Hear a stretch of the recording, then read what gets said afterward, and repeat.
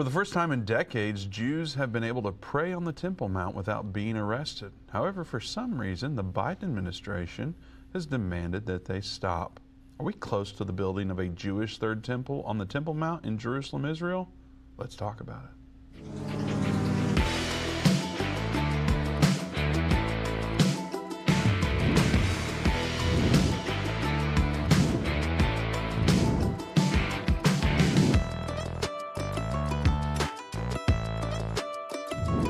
Welcome to the Endtime Show. Vince Stegall here with Doug Norvell. Don't forget to like, share, and comment. Keeping up with us in the chat always helps break through the algorithms a good bit, and we need your help sharing as always. Don't forget, we are taking your calls. The number to join us is 877-ENDTIME, 877-363-8463. Today we're talking about the third temple and what's going on with the red heifer, so we need you to share. But before we get into that, considering that we're in the middle of the DNC, we wanted to do a quick check-in on what we're learning about Kamala Harris's policies. So we're pleased to have Philip Patrick join us to help sort it out. Philip, welcome back to the Endtime Show. Thank you so much for having me. It's good to be back. It's always great to have you. It's our pleasure for you to join. Kamala Harris is announcing her economic policy. Do you have any insights on that? Yeah, I mean, to refer to it as an economic policy would perhaps be giving it props it doesn't deserve. But she's focused on lowering the price of groceries and prescription drugs. That seems to be the sort of focus of the policy. But the platform seems to be fairly skimpy, and it only has, from what I can see, about 3 planks. So number one is quite surprising. She wants to fight inflation using price control, right? Now, they're not branded as price controls, to be fair. She said she wanted to address profit or price gouging. She actually said gauging, but you know what she meant. But essentially the idea is to try and turn the Federal Trade Commission into the profits police, going after companies that they determine make excessive profits. But here's the inconvenient truth. We don't have price controls because they distort markets and they simply do not work. All they do is disincentivize corporations and they lead to shortages. We could ask President Nixon, we could ask the USSR, they have never worked in history. The second plank is to try and fight unaffordable home prices by giving $25,000 to first-time home buyers. But another spoiler alert, giving away free money, it doesn't make prices go down. In fact, it's largely why we have the inflationary problem we do today.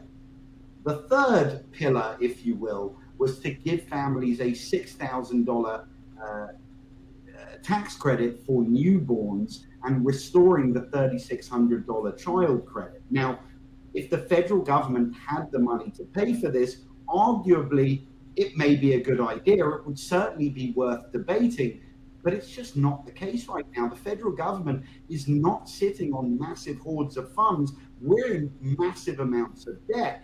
And nobody left in the administration seems to understand that this government debt has to be paid.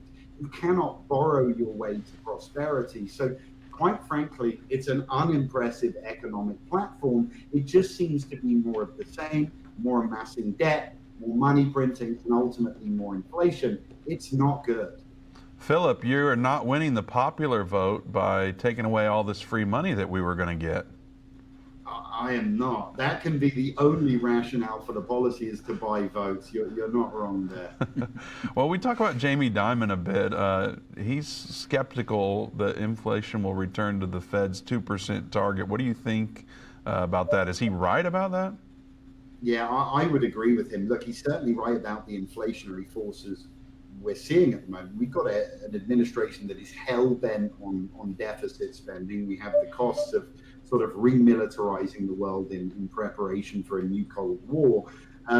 Now, what I thought was interesting about what Dimon said, he said, look, the Fed will probably cut rates soon, and he's correct, a quarter point probably in September, maybe another quarter in December. But the interesting thing that he said is, he said, I don't think this is going to have as much of an effect as people think it would.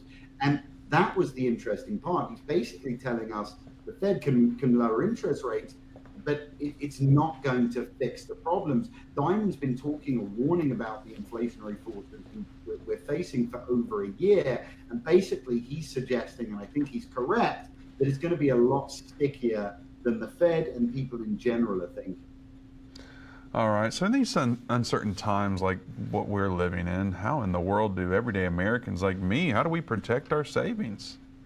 You know, it's getting harder and harder to do every day. And I think largely because the problem that we're seeing is not just an economic slowdown here in the United States, it's a global problem. Germany, pretty much the whole Eurozone are in recession, the UK, Japan, China, all on the brink.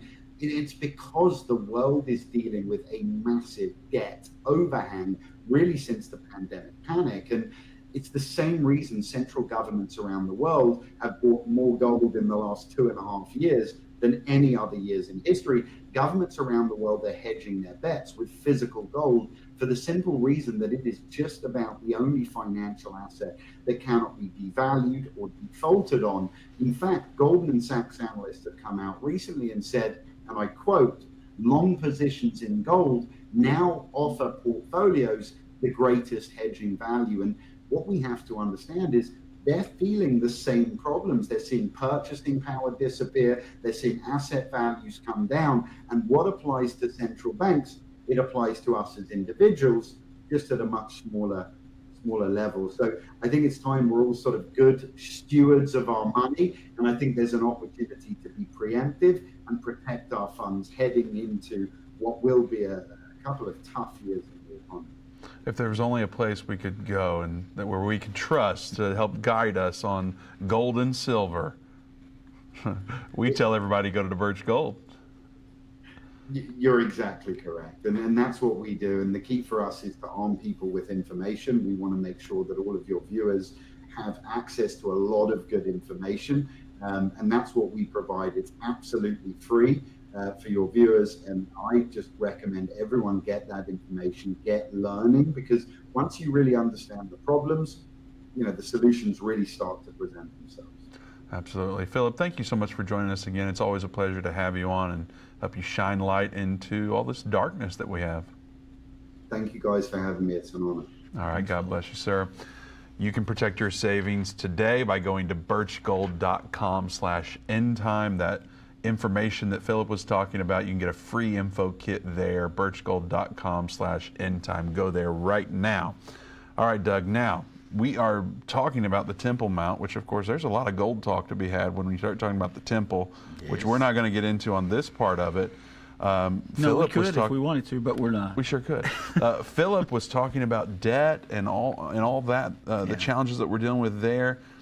Next week, we're going to do a show specifically on debt and how it correlates with World War. We have a very special guest coming on with us next Tuesday, and so we look forward to that conversation. It's really interesting, too, how that ties in with wars, major wars. Yeah. So, but as far as the Temple Mount goes, you read me a story this morning, or at least told me about a story this morning, where Jews are now, they've prayed on the Temple Mount, and for the first time that I in my lifetime, they didn't get arrested.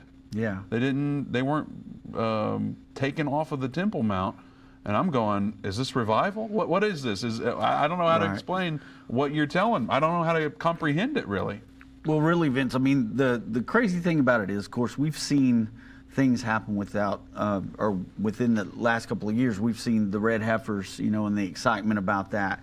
We've heard what Hamas has said about the red heifers, and the reason why they attacked Israel was because they believed that they were going to tear down the Al-Aqsa Mosque and the Dome of the Rock. And so that is what they were saying was driving them to start the war with Israel. Of course, we know that's not true, but there's a lot of history there with that Temple Mount and with the Muslims, and especially the Muslim Waqf that controls the Temple Mount as far as what can normally happen there. Now, Israel is in control of it as far as the law being upheld. So the only people up there that have weapons and guns are either the Israeli police department or the Israeli military, and they're up there. But the Waqf are Muslim folks who they're from Jordan and they just kind of patrol up there and make sure nobody's praying that's not a Muslim, that nobody's doing anything or talking about anything that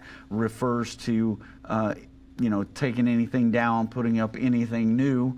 And so there's a lot of history that goes along with that. And so I thought what would be really cool, I don't know if we have time for this right now, is the thing. We have time, but I wanted to say before we go to this very exciting clip. Very exciting clip. We're talking about Jews praying on the Temple Mount. Yeah. And people that are following Candace Owens, people like that, they just recently did some content on Jews. And so it's kind of a hot topic. If you're pro-Jewish, pro-Jew, pro-Israel, it's kind of a hot topic you're going to be attacked for that. Mm-hmm. And so I would think that with a title... and not only in the media, but in community within the Christian community. Religious organization, yeah. Well, Candace Owens is announcing that she's now Roman Catholic. Well, there you go. And she's attacking the Jews. Yeah, and so you're hearing that more and more. It's fascinating. So anyway, I don't understand it, but this is a subject that I know is just by saying this. Our title is Jews Pray on the Temple Mount. Mm-hmm. Just by saying that, we realize what kind of controversy that can create. Yes, we realize that there's people viewing this show that are probably too scared to share it on their Facebook timeline because they don't want to upset the apple cart. They don't want to have to go to work tomorrow, and your coworkers saw that you shared Jews praying on the Temple Mount. Yeah. So I guess this is just a plea for all the true end timers out there. If you're a true end timer, be sure to share this video to make sure that the world knows what's happening, because Jews praying on the Temple Mount is a big deal. And so we need your help sharing this video. So if you call yourself an end timer, share the video. You don't get to wear the end timer hat unless you share the video. Right. So we've got a special clip too that's coming up. So don't go anywhere. Before we get to that, I want to remind you that there was a time when banks used to help build our communities and uphold our values. That also, I'm not sure has happened in my lifetime, at least not in the mainstream. But many banks may oppose what you stand for now, and there's another option. For over 65 years, America's Christian Credit Union has been serving God-fearing Americans with integrity and faith. America's Christian Credit Union, they were founded by pastors for the benefit of its members. And so for a limited time, you can earn $400 when you open a new checking account with qualifying activities. Plus, end-timers get an additional $100 bonus with the promo code Endtime at checkout. So that's only available for the true end-timers as well, Doug. That additional $100 bonus. Go to endtime.com/ACCU for complete program details. Why stay with banks that are opposed to your worldviews? Faith-aligned banking is within reach. Make the switch today. Visit endtime.com/ACCU for program details and get started today. All right. Doug, do you need to preface this clip at all? Well, this is it's gonna lead up to telling us where we are now, because in 1967 there was a skirmish called the 6-Day War. Yes. And so this clip is going to explain that and explain how the Temple Mount became under the Jewish control and then handed to the Jordan Wharf. And it's of the timeless Irvin Baxter. It is. All right, let's go to it. Okay. The Temple Mount was reclaimed by Israel in the 1967 6 Days War. And we want to take a moment right now to talk about this very important event called the 6 Days War. It was stunning. I mean, Israel defeated all of her enemies in 6 short days. Here's what happened. Israel captured the Sinai Desert in the south from Egypt, the Golan Heights in the north from Syria, and the biblical area of Judea, Samaria from Jordan, including the entire city of Jerusalem. Now, all of these territories were part of the biblical Promised Land. The crowning event was the capture of the city of Jerusalem, and in particular, the Temple Mount, where Almighty God said 37 times in the Old Testament, I will put my name there. Remember, this was the place where Abraham raised the knife over Isaac. This is the place where God told David, you go by the threshing floor of Arana. Well, now they're back to this Temple Mount, where the first temple stood, where the second temple stood, and where the Bible says the third temple will soon stand. When the Israeli soldiers finally made it up onto the Temple Mount, the Arabs ran for their lives. When the guns fell silent, I have a personal friend who was there that day. Mr. Gershon Solomon was in the Israeli Defense Forces, and he was on the Temple Mount. He said 1 minute the guns were blazing, everything was noise, and then when the Arabs fled, suddenly everything fell silent. And the people, the soldiers that had been killing 1 minute, all of a sudden, the tears began to roll down their faces. Gershon told me, we were all weeping like babies. Here we were back to the place where God said, I will put my name there, the site of the first temple, the second temple.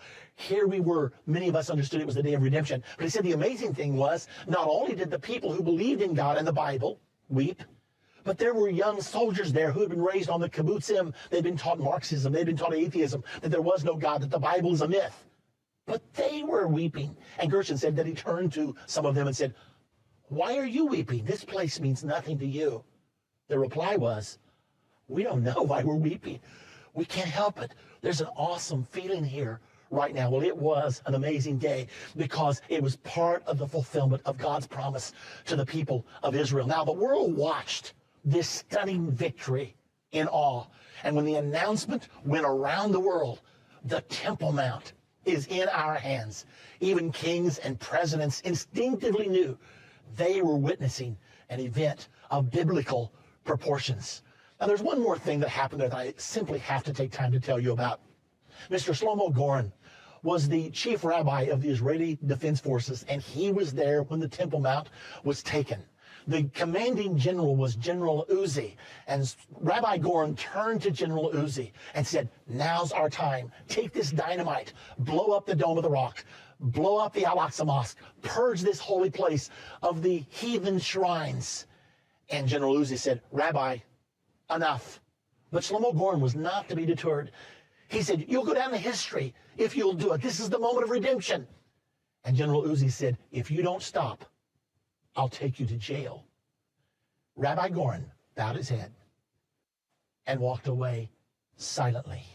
It was an opportunity missed. Many people believe that if Israel would have removed the Dome of the Rock, the Al-Aqsa Mosque, and immediately began building their temple, that the Messiah would have shown up right then. But it was not to be.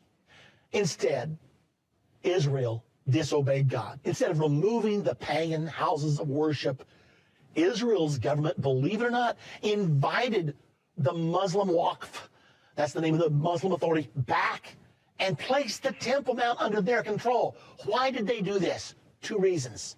They feared the international community and what might happen if they would actually do away with the Muslim holy places. And secondly, and this was more important, the Jewish government was secular, and they did not want to ignite a religious revival that they knew would sweep them out of power and bring about a renewal of the nation of Israel as it was in biblical days. Consequently, they invited the Muslims back and put them in control of the Temple Mount. Now, they did not do what God told them, which was to drive out the inhabitants from the Promised Land. Okay, so Vince, that brings us up to date to where we are now. I mean, that's been the status quo. That's why they always say we're not moving off of the status quo.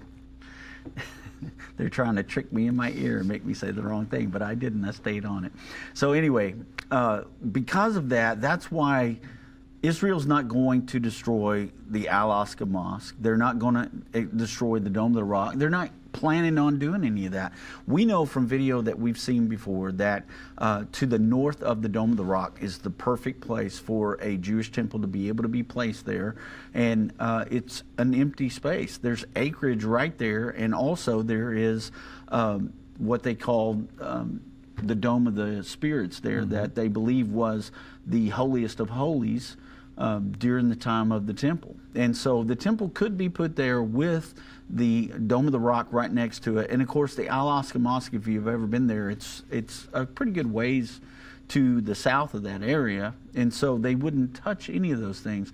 But that's what Hamas used as a way to say that's why we did this. They got the red heifers. The next step is the purification of the people, and then they'll begin to build the temple. So that's kind of brought us up to date of where we are. And the big story was last Monday during the 9th of Av, what we talked about on that program. I talked to you guys about the Tisha B'Av. And so that was the day that this prayer happened, and the Temple Institute posted on their Facebook page the incredible prophecies that are coming to pass because of that event. And this was the first time in history that they weren't arrested, but there was even stories that said that the police came along because there were so many Jewish visitors there that day. They were trying to move people along. Well, you're going to see video of this in a minute, Vince. The police came up to the folks and said, listen, we need you to move along so other people can come in. And they said, let us pray first. And the police said, okay, go ahead and pray. We've got footage of that? We will have footage of that here, yeah. Do you want to see that now, or you want to see it? I wanted to at least say that I always love when we incorporate Irvin Baxter clips. Yeah. And I don't know. I guess if you like that as well, I'd love to hear from you. So put it in the comments if you love that as well. Just put Irvin Baxter in the comments. And, yeah, absolutely. Yeah, I always love his clips, and of course he was the OG, the original guru. Yeah, he was the original guru. Now we have Doug Norvell. Absolutely, he is the guru. So put Irvin Baxter in the comments if you appreciate those clips, like I do. Doug, it is freezing in here today. And we don't have first cup coffee, which is also frustrating. And so if we had first cup, it wouldn't be so cold, I think. Right. What your favorite blend is the Boston Common. I've got it down now because I went home and my son said, you know, you always ask what Doug's favorite blend is. And he's 6 years old. And I'm like, well, because I don't remember. But the Boston Common is it.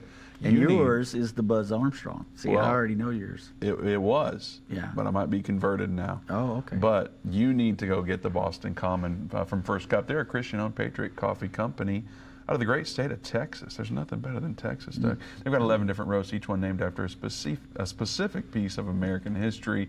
You can get one of those roasts by going to firstcup.com. Use code Endtime to get 10% off. If you subscribe, they'll give you another 10% off. So go to firstcup.com today to get you some First Cup coffee. And we are taking your calls. 877 Endtime is the number to join us. Now, Doug, are we ready for that clip now?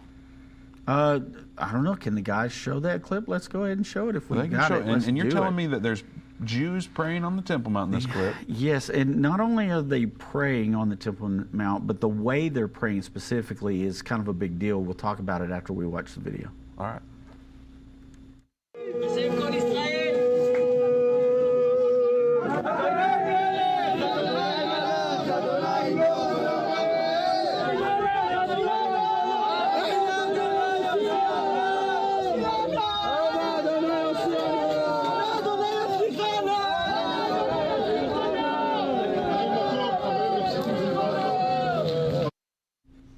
So Vince, those that are listening on the radio can see it. These folks are laid on the ground in what they call the prostrate position, and they're just face down on the ground. They're crying out to God. This is a huge deal because this is actually in the Bible. It talks about this. And they're speaking Hebrew. And they're speaking in their Hebrew tongue. They're praying. And you could hear, if you listen closely, you could hear them crying out Hashem, which is God in Hebrew. It's, you know, we talked about the Shem. We've shown that letter on like where the Temple Mount is, and the Shem is actually in the topographical on the map view of the map with the different valleys that are there. God actually did write His name there in that area with the Shem. So anyway, they're laying face down. This is what Abraham said in the passage of the Bible where he talks about going up with Isaac and they're going to pray. And the word that he uses in Hebrew, it actually means we're going to prostrate on the ground at the Temple Mount before God. And so it's a biblical thing, and you see that. You've never seen that before, Vince. We had a guy on tour with us 4 years ago that bent down and kissed the ground, and they surrounded the guy. I thought we were all going to jail. And they're machine guns. Yes, they got guns drawn like we've done something horrible because the guy bent down and kissed the ground of the Temple Mount, and he's a Christian, and he's not allowed to do that. And so, well, I'll let you in on a little secret, Doug. Yeah. When I was in the Dome of the Spirits, I prayed. Uh-oh. See, Vince, be careful. You know, I got to push the envelope a little bit. Seem to always do that. But right. Nonetheless, I'm like, I'm not going up here and not praying. Why, see, why would I? That's the thing. I mean, I didn't lay on the floor like right, that. I didn't either. I didn't quite and do I that, wouldn't. But I did pray. I mean, nobody knows that I'm praying when I'm just walking around looking at stuff and I'm talking to God. They have no idea what's going on, you know. But Jews in the past have dropped change and been over to pick the change up and prayed as they're doing this. Or they've pretended to be on their phones and they've prayed that way because they've been afraid that they would be arrested. But you saw in that video, there were police with machine guns just walking around them going, okay, y'all go ahead, take care of business, and then we need you to move on. Pretty incredible that that's happening. It just shows that we are getting closer to the normalization of Jewish people being up there praying and worshiping. That's worship. What we saw, that is prayer, but it's also worship. So with that said, Doug, what does that mean with the coming third temple? And, you know, some people say there'll never be a temple, another temple on the Temple Mount. Right. We declare that that's going to happen according to how we understand Bible prophecy. Yeah. But also that they'll say this red heifer ceremony is never going to happen. When we see stuff going on like this, I mean, there's so many moving parts going on that it's hard to keep track of unless you've got 20 people doing it all the time. Right. It's crazy how much is going on. Does some advancement like this, would it indicate that maybe they did that red heifer ceremony in private and no one knows about it? Well, now that's a great question, but we have had someone go and check, and all 5 red heifers are still there in Shiloh at the place where they're being kept. When did that video happen? The video happened around March. Okay. And so we still don't think that that's happened. I've talked with our friend Byron Stinson, and he said that they definitely haven't done that. But you remember what Pastor Baxter said? They were afraid of the international community and the fact that they might start World War III if they have done what that rabbi wanted to do and blow up those Muslim areas. So we know that's not going to happen for sure. And they've got to be very careful about the way that they tiptoe around the red heifer ceremony and the building of the third temple. But is it going to happen? It most definitely is going to happen. I mean, they've got the property already purchased for the ceremony. They have the heifers, and they have the ability to go up there when they need to, do the ceremony and do the purification, and then the temple can begin. Well, as pro-Israel as our country is, surely the Biden administration is celebrating that this prayer occurred, but they're not. They're not. Why in the world would Biden administration say to stop? Yeah. We'll talk about it on the other side of the break. Don't go anywhere. Give us a call, 877-Endtime.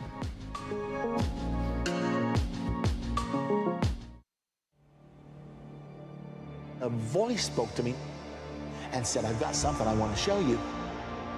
I was so sure God had talked to me. And I was stunned by what I saw. A direct fulfillment of this over 2,500-year-old prophecy. The United States will stand with Israel. Why haven't I ever seen this before? 1/3 of humanity will die. What do these beasts symbolize? The lion, the bear, the leopard. The combined beast from Revelation 13 represents the end-time government of the Antichrist. Understanding the end time. Now streaming on Endtime Plus and available to order at endtime.com/UET. Go to endtime.com/UET or call 800-ENDTIME. What if you could understand Bible prophecy? Dave Robbins, the host of the End Time Show's TV and radio programs, is holding a free prophecy conference near you. Gain peace and understanding about what the Bible says concerning end time prophecy. Call 1-800-ENDTIME or go to endtime.com/events to see when Dave will be in a location near you.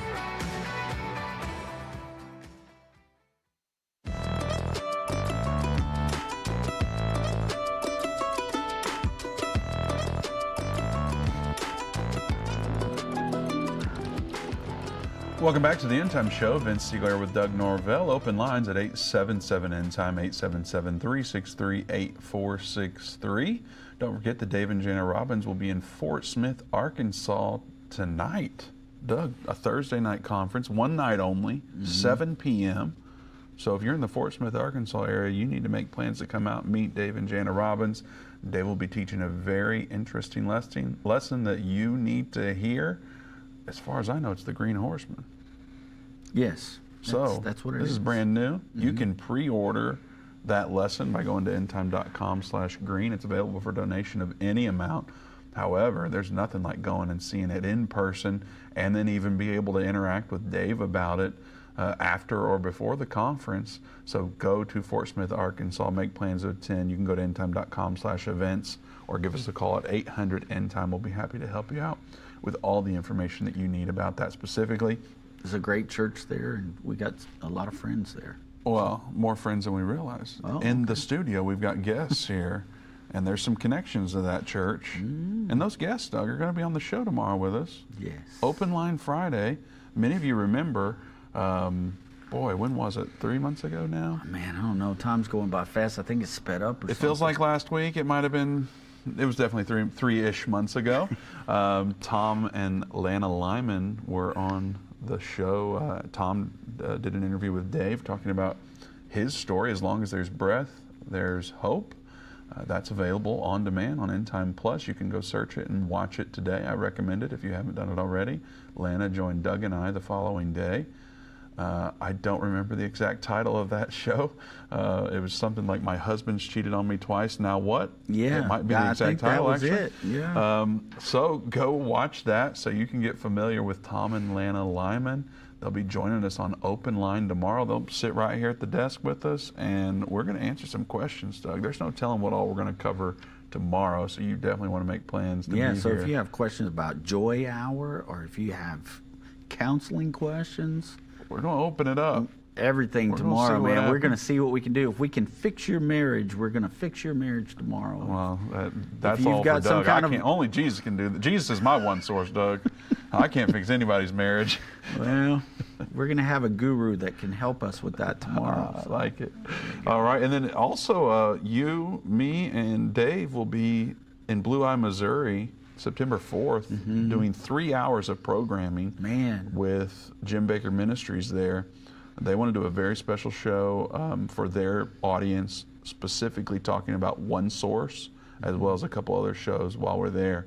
So that is a live filming that is available for anyone in the area to come and watch in person in studio. Yeah. So if you're in the Blue Eye, Missouri area, I mean, we'll be there. It's close to Branson. We'll be able I know to there's meet a lot of folks that like to go to Branson, so come make a weekend out of it. There you go. You know? All that's available at endtime.com/events. Yeah. All right, Doug. Everybody wants 2 hours from us, and we're going there and doing 3 hours. I know. Ooh, man. That's going to be wild. Yeah. So, wow. Need lots of water. We are talking about the Temple Mount. Jews are praying on the Temple Mount. Historically, they've been arrested, removed, not allowed to do that. Some of us have snuck and prayed ourselves, not quite like the video we saw earlier where there's Jews, dozens of Jews laying on the ground, very vocal in their prayer. Yeah. And they were not arrested. And in fact, there you can see in the clip that there were police officers, military members, just allowing them to do it. So we've talked about all that, and then there's several stories we want to cover as well. So this next one, because what happened, and we can show some pictures of the day that National Security Minister Ben-Gvir went up there, and he was walking around. The reason why he was up there, he was walking and praying as well, because Netanyahu had said, look, we can't do this anymore. Okay, so this had already happened. The videos were circulating, and so last week, Ben-Gvir went up there and he began to walk around. There's a picture of him there. He's surrounded by the Israeli military there. And he's up there promoting this as well, saying, no, this is exactly what we need to do. He goes against what the Prime Minister, Benjamin Netanyahu, said. And so this has been kind of a controversy. And, you know, there within the cabinet, there's different, I guess, sects of the Israeli parliament. So you've got people who are more along like the right, and then there's some left-leaning folks there, and then you've got the religious Jews that, you know, it's just different folks that make up this new parliament, because remember how much trouble they had when they had the new elections, and Benjamin Netanyahu had to take some people that he kind of considered loose cannons, and Gvir's one of those guys that he trusted to pull in to make him the national security minister, but he goes up there and kind of goes against Netanyahu's wishes and walks around supporting this prayer, and was really, I mean, he's drawn some criticism from not just the two other parties there within the Parliament of Israel, but also within the United States government and some other Arab nations that have signed on with normalization with Israel. So he's got a lot of flack for this, Vince, because they're calling him a warmonger. So they're scared to death right now, and this is what the problem has been since 1967 when they took the Temple Mount back. It's been, let's appease the international community. We're trying to work toward this peace agreement. Let's make all these people happy. Let's stop going up on the Temple Mount. But the religious Jewish people believe if there's ever going to be a temple there, that they've got to have a presence. And you remember what happened when Ariel Sharon went up. Remember, he was the prime minister at the time, and they were talking about a peace treaty then and saying, hey, what if there was, if we just let the Muslims have that Temple Mount, you know, because they've already got two of their religious buildings there. Let's just let them kind of have that. It's really not that important to us anymore. People were saying that within the parliament. Sharon goes up on the Temple Mount and says, we will never surrender this Temple Mount. And then it caused a war to break out. So that was, I can't remember what it was called. It was the second, I think, what do they call it? Man, I can't even think. Intifada. Thank you, Landon, in the control room. That's what it was called. The second yeah, that word. Intifada. Thank you. It sounds like I'm ordering something at an Italian restaurant. But anyway, I'll have some of that on top of the spaghetti.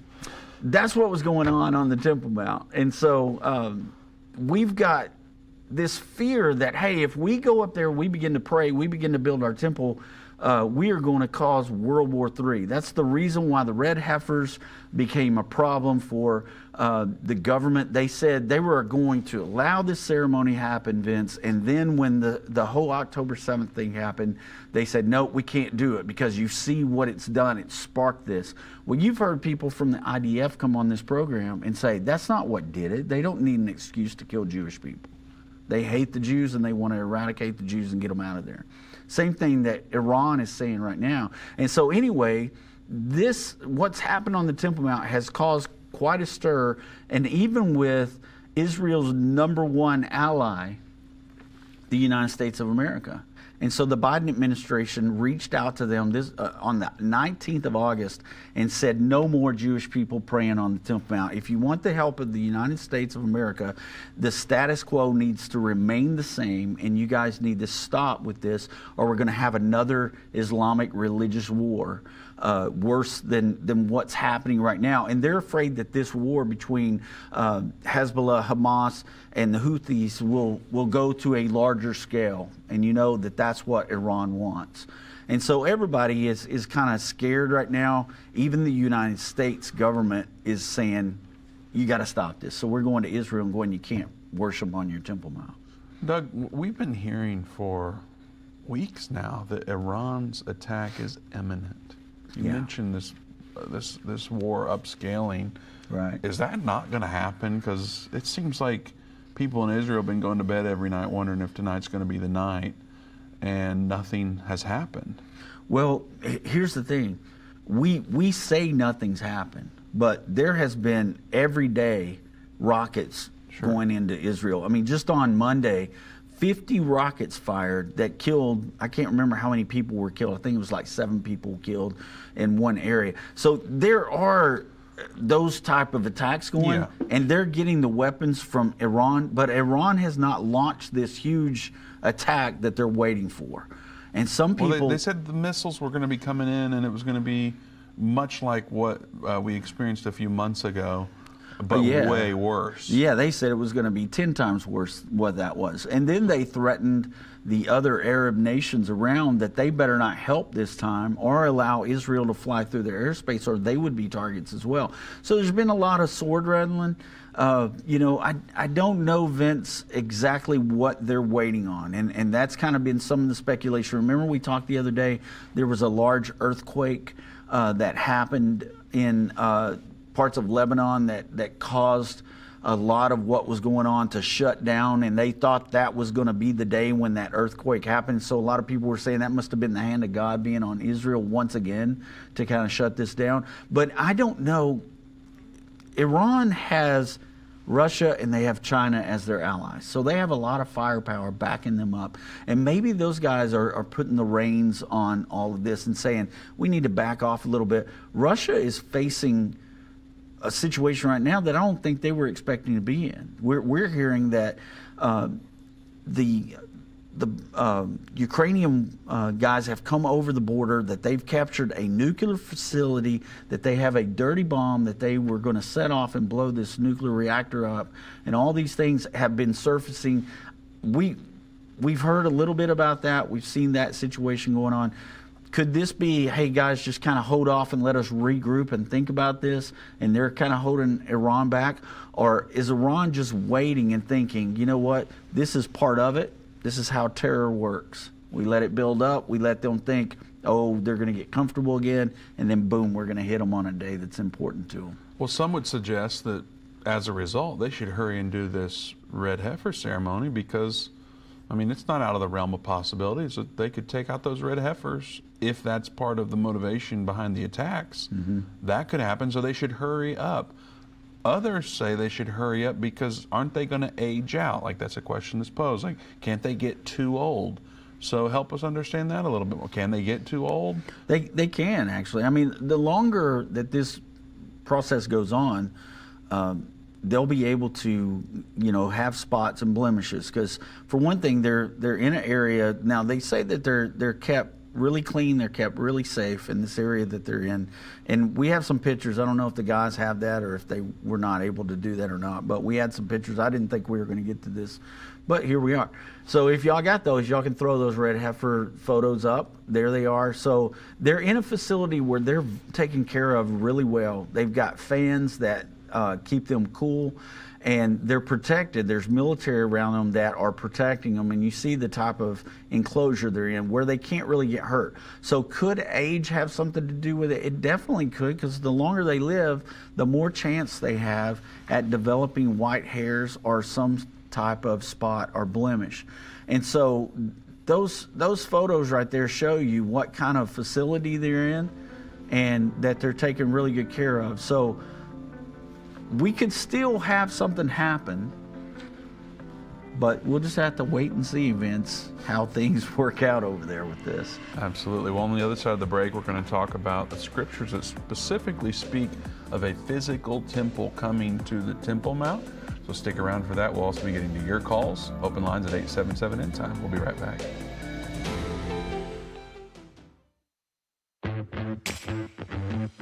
They that understand what is taking place will instruct many.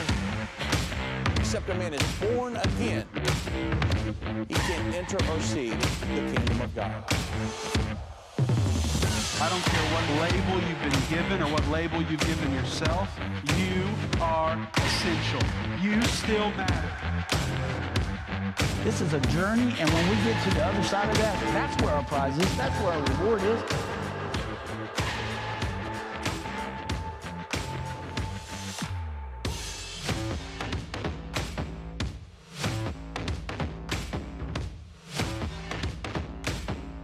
Endtime is not going anywhere.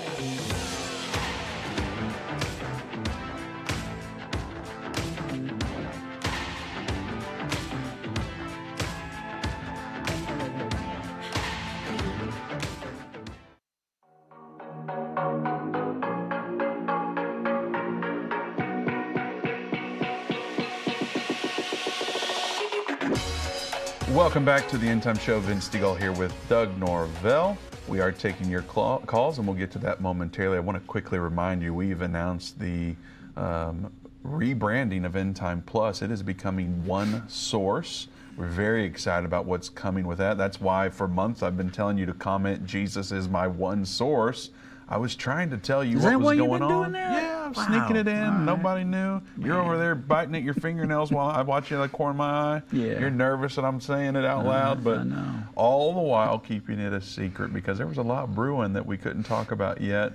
And so we've announced it now. You can watch that full announcement video at endtime.com/new. However, there are a group of people that are so excited about what the Lord has been doing as a result of One Source launching, and they said we are going to match every donation up to $100,000 for the launching of One Source Network. So if you go to endtime.com/one, or if you call 800-END-TIME, every dollar that you donate, well, first of all, you're going to become a founding contributor of One Source, and every dollar you donate is going to be doubled up to $100,000. So your $500 donation turns into $1,000. Your $10,000 donation turns into $20,000. Whatever the Lord lays on your heart, up to $100,000 is going to be doubled by some incredible partners of Endtime that believe in One Source. In addition to rebranding Endtime Plus and all the streaming apps, we're getting television channels as well. The Lord has opened the doors. We are in Houston, Texas right now. We're in Nashville, Tennessee right now on television. And I announced just a few days ago that I got a call from that guy again. And he said, how about Louisville, Kentucky? So we're going to Louisville, Kentucky. Before long, One Source is going to be available everywhere in the United States. As far as I'm concerned, I'm believing for it, I'm praying for it, and I know the Lord's going to supply everything that we need to make that happen. So please pray with us.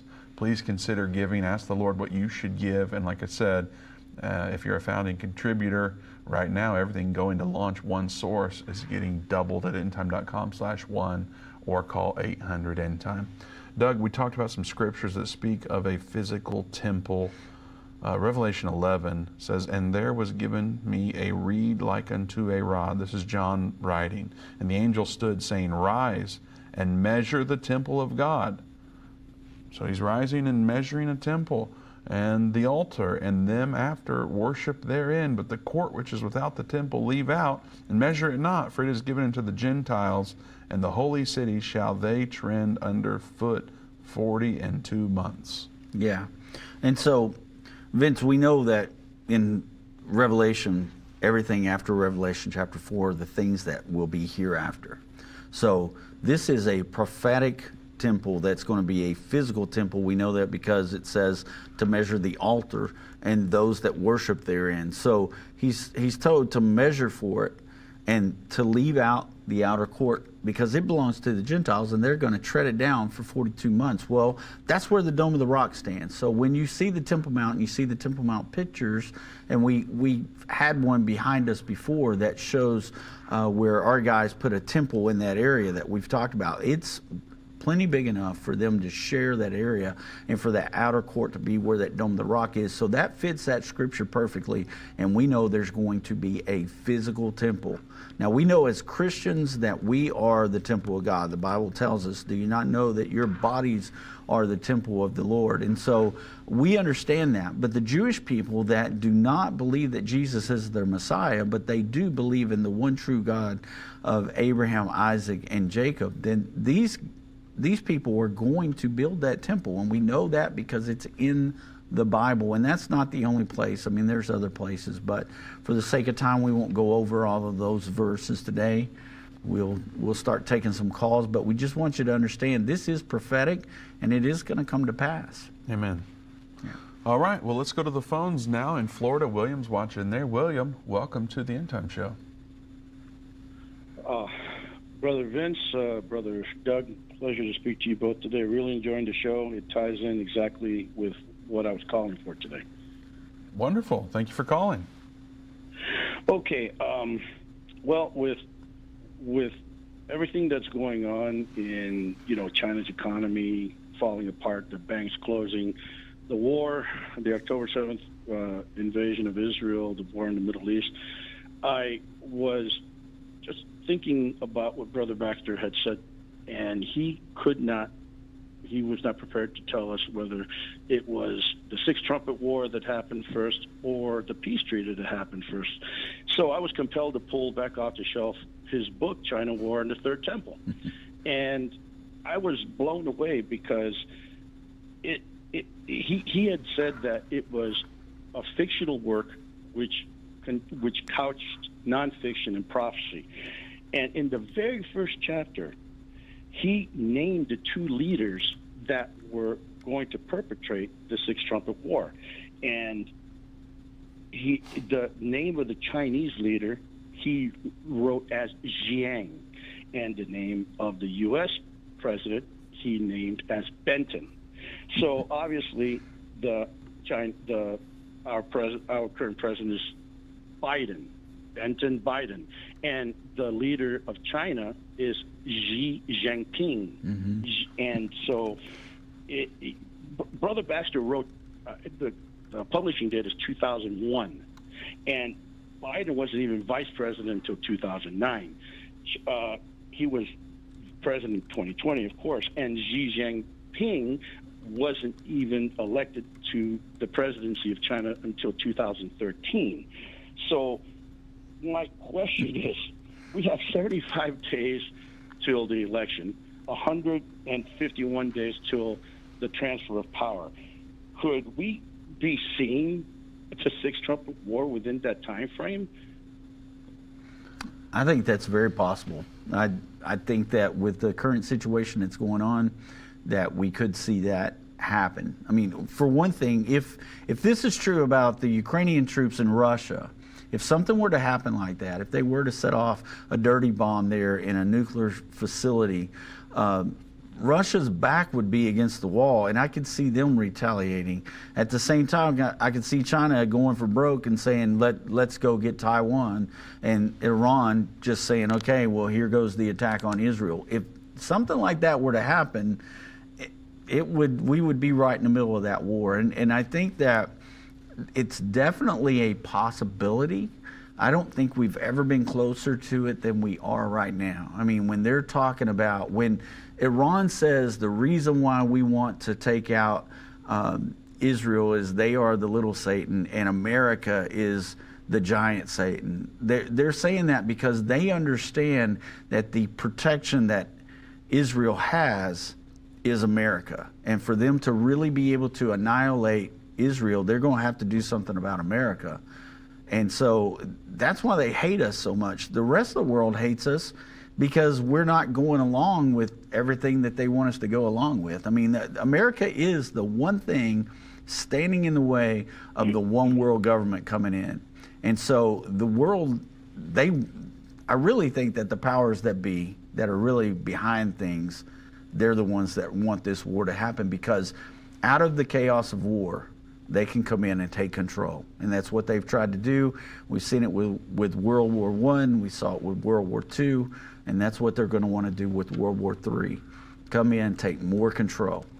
So I think that's a very likely scenario. Well, if this writing were to be our guidestone for who these leaders could be, it would have to happen before the transfer of power in January, because, after that, the similarities between Biden and Benton and Xi Jinping and Jiang would become irrelevant. And so I was compelled to call today and, present that to you. I'm sure both of you are very aware of that. And with today's topic of the Third Temple, and everything going on in Israel, I just really felt that it was, relevant. Absolutely, William. We very much appreciate your call. Thank you so much. God bless you. That book is not in print anymore, Doug. Mm-hmm. China War and the Third Temple. However, the audiobook is available on Endtime Plus. So if you go to Endtime Plus, if you subscribe there, it's free with your subscription. You can search China War and the Third Temple. I put the link in the chat as well, so you can listen to that book. Some of us out there, some people don't like to read a book, they want to listen. So that audiobook's available for all you folks out there. We're going to go to Missouri now. Anthony's watching there. Anthony, welcome to the Endtime Show. Hello, thank you for having me. I had a question also about the sixth trumpet, World War III. Is there, and I guess as far as the timing, is it possible it could happen after the abomination of desolation, or does it have to happen before that? Well, it's a good question, but we believe that it's going to happen before that. One of the reasons why we believe that is because that abomination of desolation, of course, happens in the middle of that final 7-year period. And so the peace agreement will have to start to kick off that final 7 years.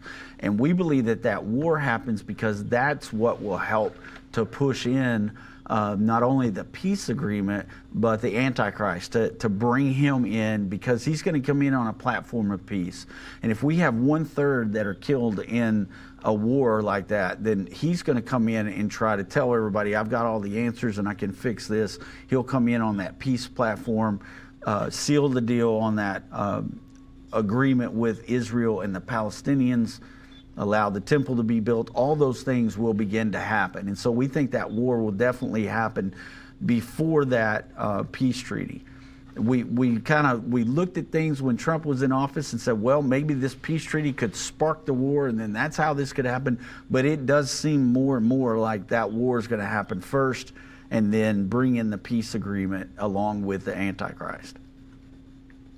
Okay, great. And just one more question. As far as America not being part of the one world government, as far as the economic sanctions on individuals here in America, as far as taking the beast, the image after during the last 3.5 years, it seemed like that will be voluntary over here for the American citizens. Like if some crazy person wants to still do it.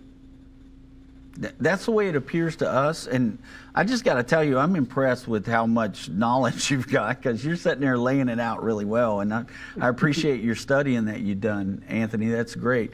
But yeah, that's the way we see it, is that there will be possibility for anybody that wants to sign up for that to sign up for it. But the government itself will not be issuing that or making people do it here, because if we were under the mark of the beast or under the Antichrist world government, we would not be able to help Israel the way that we see us helping Israel in Revelation 12:14. And so that's why we always have believed that we will not be completely under the implementation of the mark of the beast. Wonderful. Thank you both. Yes, you guys are my professors. I went to seminary school, but I didn't learn any of this in school, so I thank all of you there at the team. Anthony, are you already on Endtime Plus? I was on there, but I'm just having in between job situation right now, and I have to eliminate some things. So, but I certainly understand that. But we're going to help you out there. So please stay on hold. We'll get your email address. We're going to give you a year free of Endtime Plus. We certainly always appreciate students of the Word, and we want to help out as best as we possibly can. So stay on hold. We'll get your email address and hook you up with that. If you're not part of Endtime Plus, you need to be. Like I said, it's transforming to one source, and so your subscription to Endtime Plus is going to automatically change over. You're going to get so much more content than what you're getting already right now. So you want to be part of Endtime Plus. I can guarantee you that. Don't forget to go to endtime.com/one to be a founding contributor of One Source Network. And then, of course, we've got thousands of hours of content that's totally free at endtime.com and watch.endtime.com. Go there, check it out today. Don't forget, tomorrow's a very special show. We're going to have 3 gurus here with me. I'm going to be just a random guy sitting there, so don't miss it. We'll be right back.